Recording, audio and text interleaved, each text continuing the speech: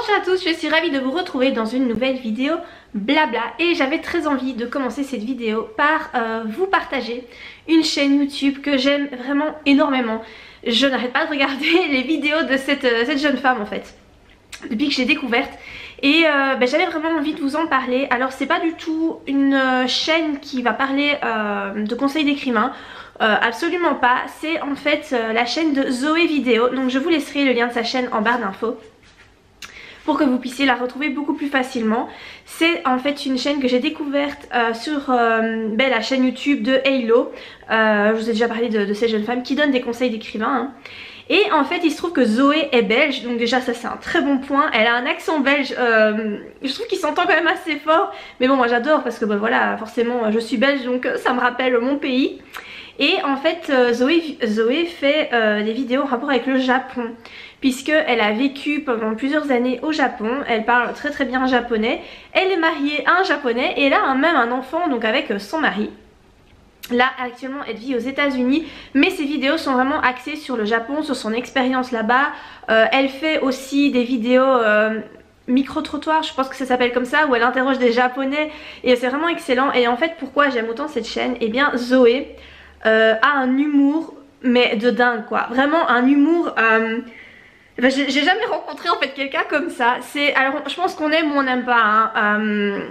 Le truc c'est que en fait cette jeune femme s'en fout complètement de la vie des autres, mais vraiment elle a une confiance en elle. Je pense tout le monde aimerait avoir sa confiance parce que on voit clairement qu'elle s'en fout de ce que les gens pensent, et que c'est pas une image qu'elle se donne, mais que vraiment elle s'en fout. Elle s'habille comme elle en a envie, elle se coiffe comme elle en a envie, elle fait vraiment comme elle veut. Elle a pas peur d'aller vers les gens, de leur poser des questions, parce que là je sais que ces dernières vidéos elle demandait en fait à des japonais et des japonaises ce qu'ils pensaient des seins, etc. Vraiment elle a pas de complexe, elle a pas de filtre, et vraiment enfin moi je la trouve excellente. Et en plus de ça, je trouve qu'elle est extrêmement bienveillante. Elle cultive des valeurs, mais que moi j'aime beaucoup. Franchement elle a une façon de penser très bienveillante, très généreuse. Enfin vraiment c'est une jeune femme, je vous conseille vraiment d'aller la découvrir parce que je trouve qu'elle vaut le détour. Et voilà, en plus elle nous fait découvrir le Japon. Donc bon, moi le Japon voilà, c'est pas particulièrement un pays qui me fait rêver, voilà, j'aime bien comme ça mais sans plus. Mais du coup j'ai appris plein de choses en fait en regardant ces vidéos et je trouve ça vraiment chouette. Je pense vous partager comme ça de plus en plus des chaînes YouTube que j'aime bien, et plus particulièrement des chaînes tenues par des femmes, voilà, et pas par des hommes, tenues par des femmes, parce que je me rends compte que les femmes sont vraiment mises à l'écart sur YouTube, vraiment.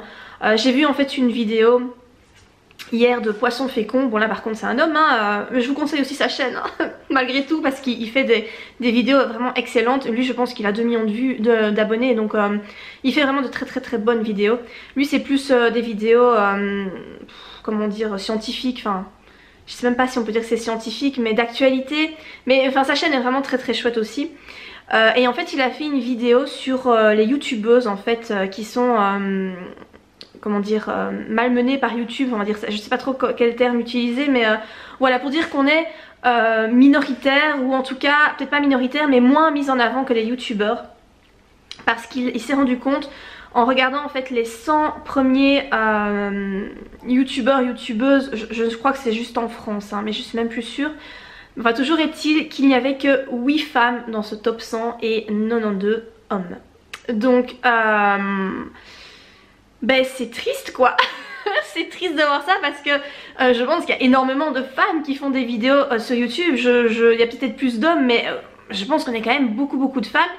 Et finalement il y en a très peu qui arrivent à avoir le même succès que les hommes. Et c'est dommage parce qu'il y a des femmes qui proposent du contenu vraiment génial. Alors visiblement ce serait dû au fait que les hommes associent les femmes avec des sujets féminins, donc comme le maquillage, ou comme je sais pas moi, la famille, des sujets vraiment purement féminins.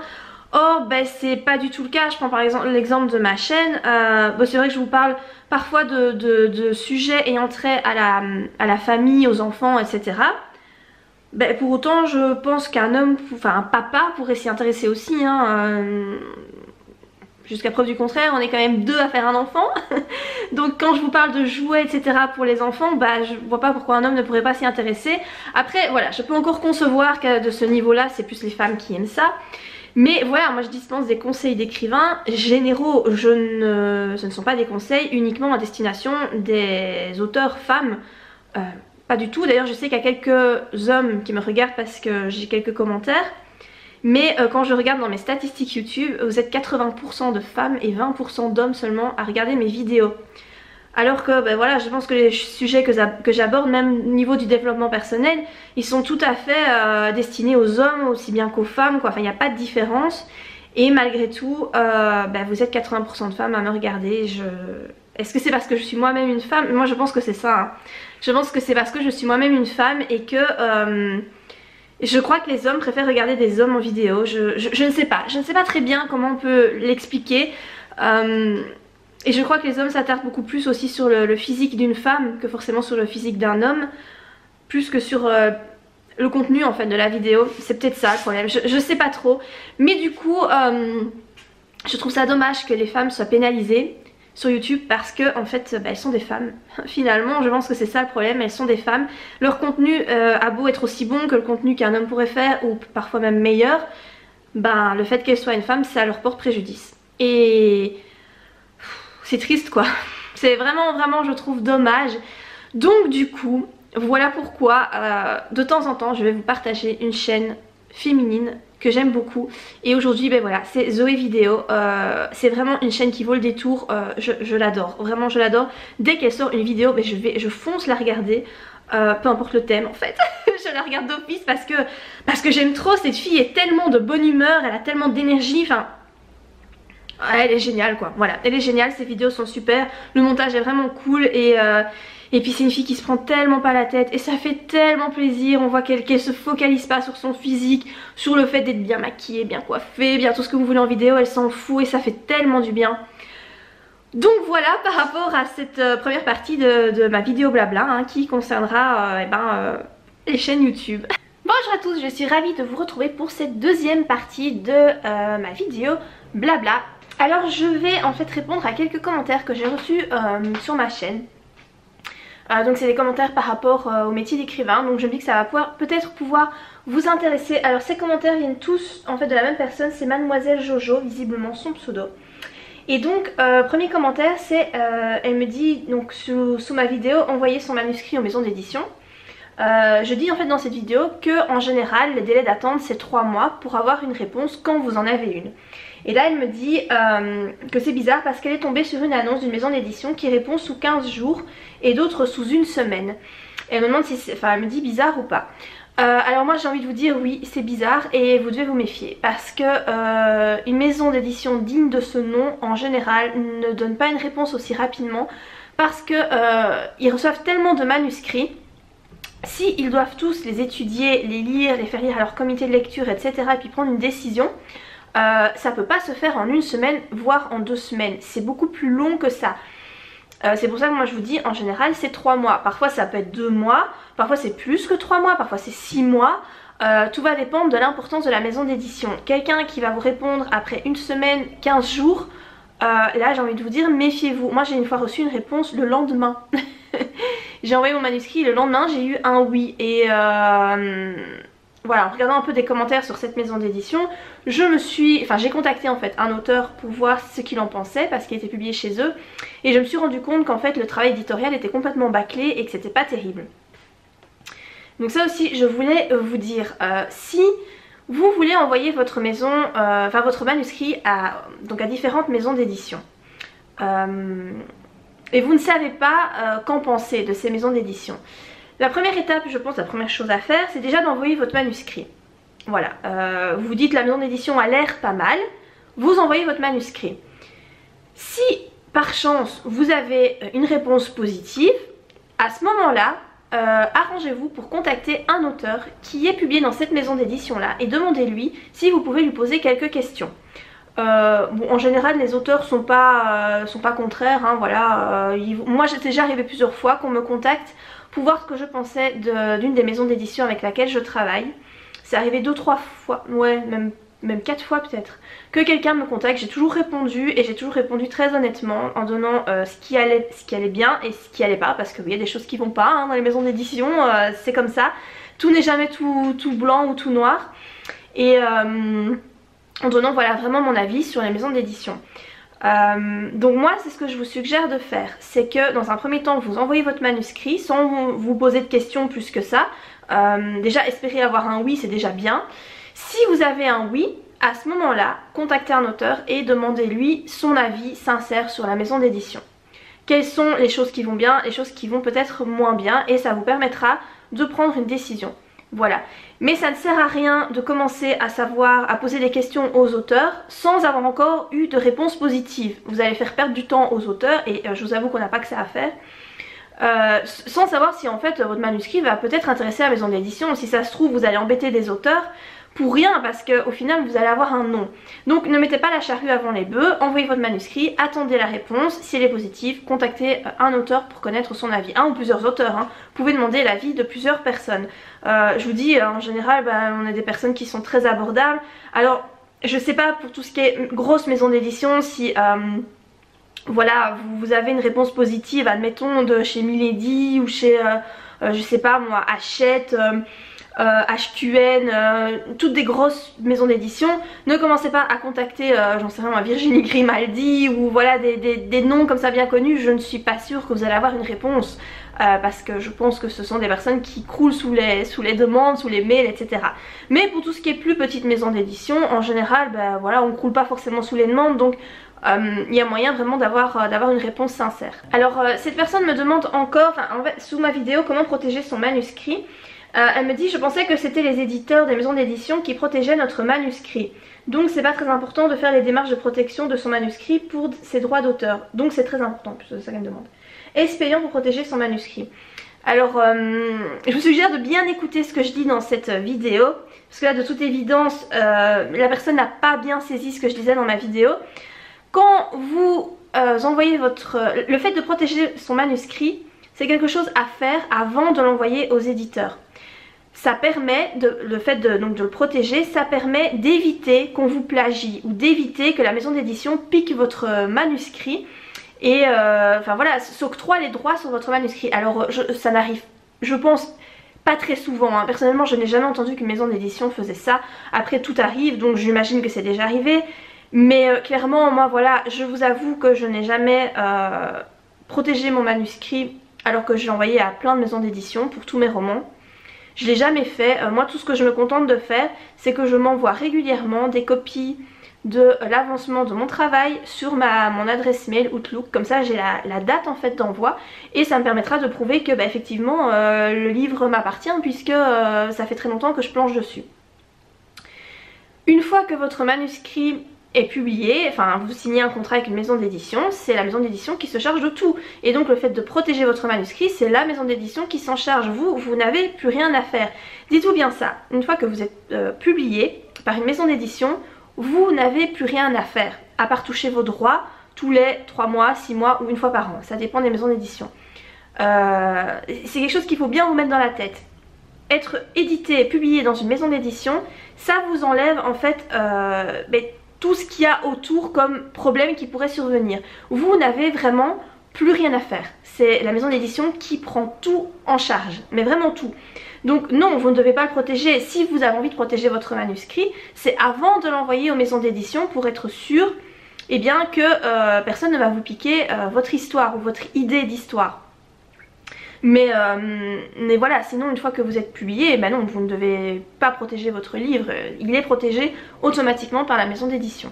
Et donc quant à savoir si c'est payant ou pas de protéger son manuscrit, certaines méthodes comme je l'explique dans ma vidéo sont payantes, comme le copyright ou même s'envoyer son manuscrit par recommandé. Oui, vous allez devoir payer un recommandé, donc c'est une dizaine d'euros. Enfin en Belgique, hein, en France je ne sais pas combien ça coûte. En Belgique je pense que c'est 7 euros. Quoique si c'est pour un truc qui est très lourd, parce que manuscrit en général c'est très lourd. Donc ouais, à mon avis ça doit quand même coûter un certain prix. Mais je pense pas au-delà de 20 euros, ça je pense quand même pas.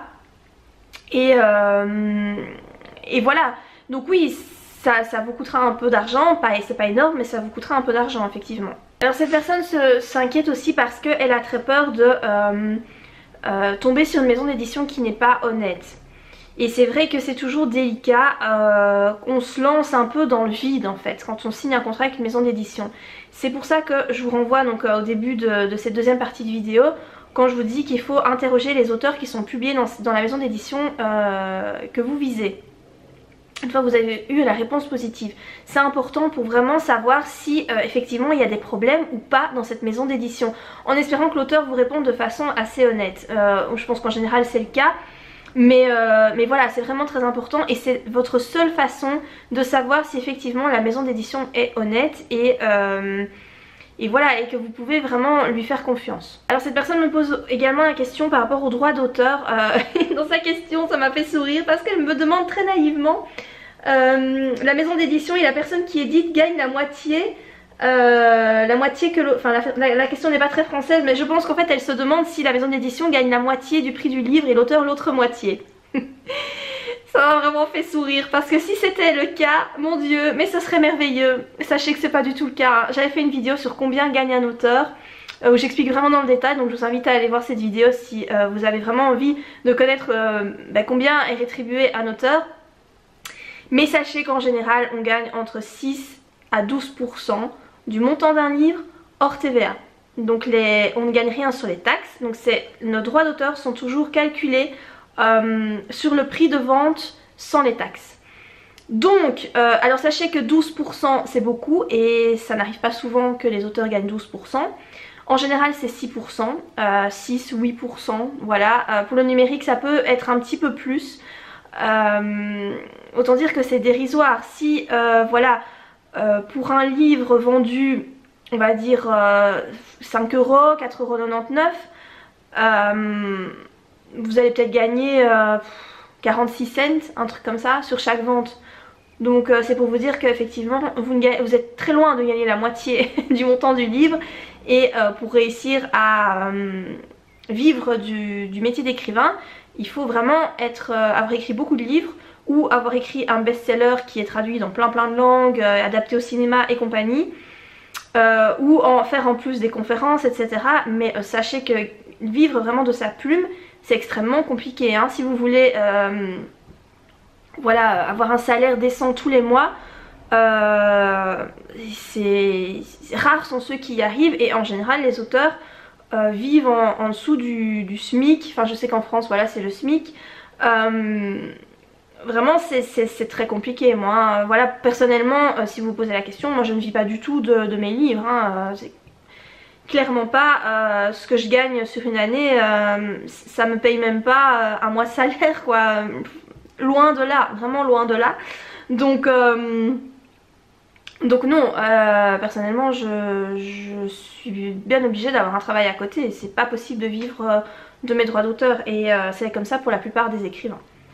Donc voilà, je pense par rapport à ces petites questions que cette personne m'a posées, je pense que ça pourra peut-être vous être utile aussi, hein, toutes ces petites réponses, si c'est des questions que parfois vous posez, et voilà, au moins ça éclaircira peut-être la lanterne de tout le monde. J'en profite aussi pour vous demander, je me dis que peut-être certains d'entre vous connaissent, par contre ça résonne, je vais peut-être aller autre part.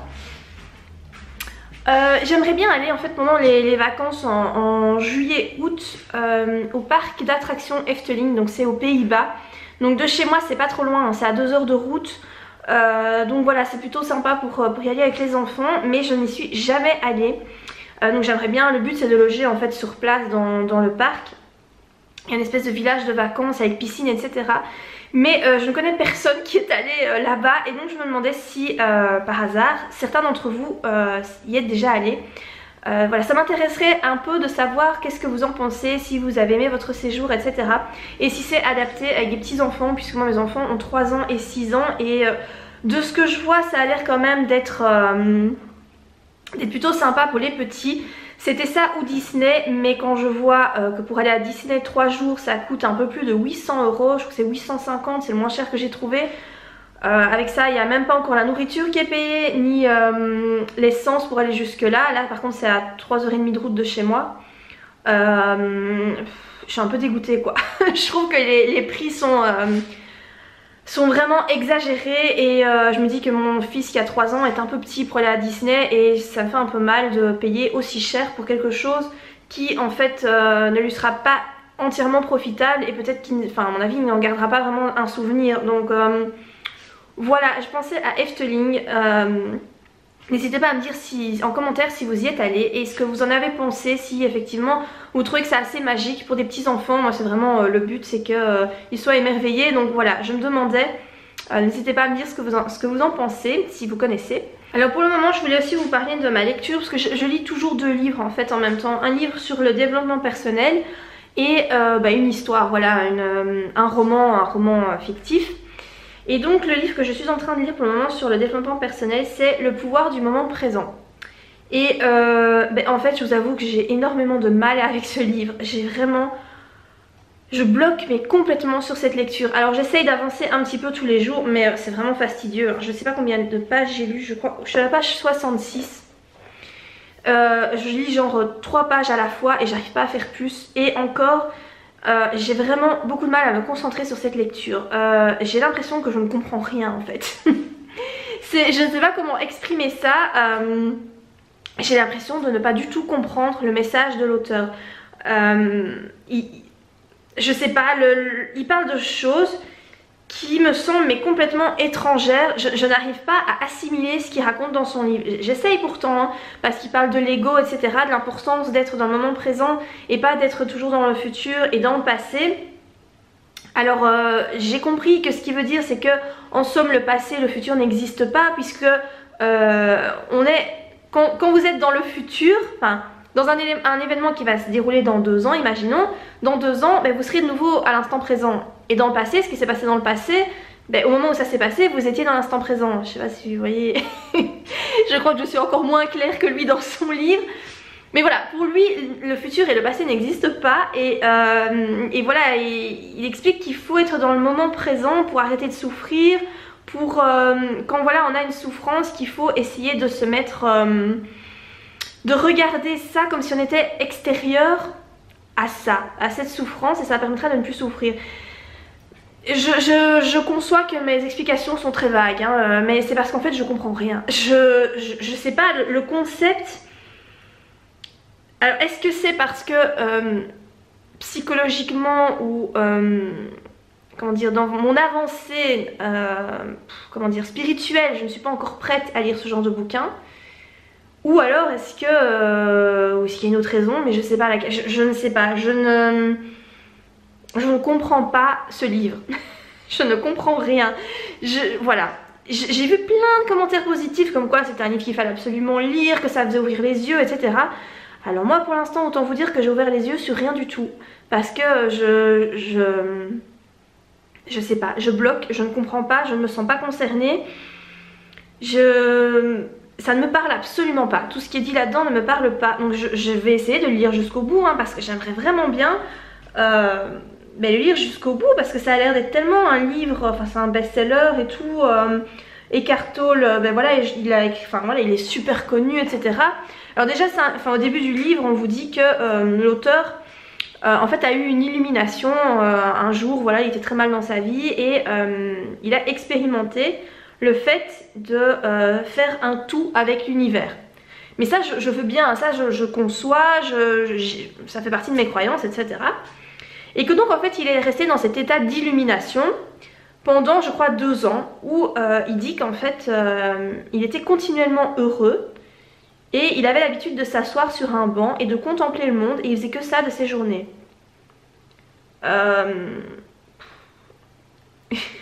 Il n'y a que moi qui trouve ça bizarre ou bien... Et je veux bien faire l'expérience de l'illumination, oui, d'accord. Mais j'ai l'impression en fait que... je pense que dans la vie, il faut un équilibre. Un équilibre entre tout ce qui est spirituel et tout ce qui est matériel. Être trop dans le spirituel, je pense que c'est pas bon. Tout comme être trop dans le matériel, c'est pas bon. Je pense qu'il faut vraiment un équilibre entre les deux. Clairement, dans ce qu'il dit dans ce livre, j'ai l'impression que cette personne est complètement déséquilibrée, qu'elle est complètement en fait uniquement dans le spirituel, genre Bouddha sur sa montagne quoi, hein, mais pas du tout dans le matériel. Alors je ne sais pas, hein, je n'ai lu que 66 pages, donc peut-être que et je vais découvrir d'autres choses, je n'en sais rien et je ne connais pas non plus la personne, mais de ce que j'ai lu jusqu'à présent, Je pense que c'est peut-être pour ça que ça ne me parle pas, parce que je sens en fait que ce livre est déséquilibré, enfin que c'est vraiment se concentrer sur le spirituel mais et délaisser le matériel. Or je pense que c'est quelque chose qu'il ne faut pas faire, parce que on est des êtres humains avec un corps physique, et être trop dans le spirituel, dans les sphères du haut si vous voulez, mais c'est pas bon quoi. Voilà, il faut vraiment un équilibre, et j'ai l'impression que ce livre ne pousse pas à être équilibré. Vous voyez ce que je veux dire? Enfin, je sais pas si je suis très claire. Si vous avez lu ce livre, n'hésitez pas à me dire ce que vous en avez pensé. Donc moi je fais de toute façon une chronique quand je l'aurai terminé, mais je crois que je suis pas prête à l'avoir fini parce que j'avance pas. J'avance clairement pas dans cette lecture, c'est une horreur. Alors je suis en train de lire et je ne sais même plus comment il s'appelle ce livre. Ensemble c'est tout, je crois que c'est ça. De... Comment c'est l'auteur? Gavalda. Oh, j'essaierai de vous retrouver ça, je mettrai en barre d'infos les références, mais je crois que c'est ça, Ensemble c'est tout. Alors j'ai commencé, voilà, je suis peut-être à 10% de ma lecture, donc je suis vraiment au tout début. Pour l'instant ça m'a l'air plutôt sympa, c'est un peu différent de ce que je lis d'habitude. Et sinon j'ai terminé là tout récemment un livre de Samantha Bailey, donc il y a aussi une chaîne YouTube, donc je vais vous faire une chronique tout bientôt sur son livre. Donc c'est le livre Ce qui nous lie. Et j'ai vraiment beaucoup aimé cette lecture, donc je vais vous faire une petite chronique très bientôt. J'ai déjà lu pas mal de livres d'elle hein, quand même. Voilà, je crois que c'est le 5e livre à elle que je lis. Et moi j'aime beaucoup sa plume, je trouve qu'elle a une plume très poétique et c'est très agréable à lire. Alors ici c'est un livre vraiment pour les adultes, et parce que j'avais déjà lu Nos âmes jumelles et Nos âmes rebelles, qui était un livre vraiment plus axé adolescent, mais qui était vraiment très sympa à lire pour autant, même pour quelqu'un d'adulte. Ici c'est vraiment un roman pour adultes, et j'ai trouvé ça assez sympa, vraiment assez sympa à lire. Donc voilà par rapport aux lectures du moment. Alors je vais peut-être vous faire un petit point aussi série, hein. J'en fais pas souvent parce que je regarde pas des masses de séries, mais bon là comment passer à côté de Game of Thrones hein. Voilà, la saison vient de se terminer. Alors je sais pas si comme moi vous avez été assez triste. Franchement à la fin de l'épisode j'avais juste envie de chialer, parce que c'est 10 ans de vie en fait, j'ai l'impression qu'il se termine quoi. C'est un truc qui a duré pendant une dizaine d'années, et ça fait bizarre de se dire que ça y est c'est terminé. Moi personnellement je sais que les gens sont fort divisés par rapport au dernier épisode. Bah moi en fait personnellement j'ai bien aimé, je trouve que ça se finit comme ça devait se finir. Par rapport à celui qui devient roi, ben... moi je m'y attendais un peu je vous avoue, donc ça m'a pas tellement surpris, et moi j'ai vraiment bien aimé cette fin. Je sais qu'il y en a plein qui sont restés voilà, sur leur fin justement hein.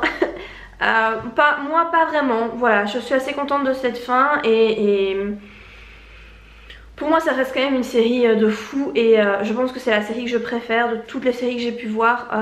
Ça reste la meilleure à ce jour pour moi, vraiment, et je trouve que l'écrivain c'est vraiment un génie pour avoir imaginé un truc pareil. Alors j'ai vu qu'il n'avait pas terminé d'écrire ses bouquins, il lui reste 2 tomes à écrire, et peut-être qu'il y aurait une suite après, faut voir. Moi j'ai pas lu les livres, c'est tellement des briques, je suis découragée avant de commencer. J'adore lire hein, mais voilà il y a des limites, ça pour moi, des livres qui font 1000 pages, ça me décourage d'avance. Mais voilà, par rapport à Game of Thrones, moi j'étais vraiment une fan assidue, mais vraiment j'ai adoré cette série, vraiment. Et voilà, là je suis en train de regarder une autre série sur Netflix, ça s'appelle Chambers, je sais pas trop comment le prononcer. Et c'est vraiment sympa, j'ai regardé les 6 premiers épisodes, il en reste 4 je pense, parce qu'il y en a 10. Et voilà, je pense que je vous en reparlerai dans une autre vidéo. Je pense que je vais faire une petite vidéo favori du moment, ça fait longtemps que j'en ai plus fait. Et voilà, ça vous permettra de découvrir peut-être certaines choses dans des thèmes un peu différents. Donc voilà, je pense que je vous ai un petit peu parlé de tout ce que j'avais envie de vous parler dans cette petite vidéo blabla. Bah écoutez, j'espère que cette vidéo vous aura plu hein. Si c'est le cas, comme d'habitude, n'oubliez pas de la liker, et merci aussi de commenter, parce que vous êtes vraiment de plus en plus nombreux à commenter mes vidéos et ça fait extrêmement plaisir hein, parce que voilà, là j'ai l'impression de parler dans le vent, et du coup quand vous me répondez à ce que je dis dans la vidéo en commentaire, bah, ça fait plaisir parce qu'on se sent du coup un peu moins seul. Donc n'hésitez pas à commenter, ça me fait vraiment plaisir que vous soyez réactifs comme ça à mes vidéos. Donc voilà, moi en tout cas, ben voilà, je vous dis à très bientôt pour de prochaines vidéos. Bye!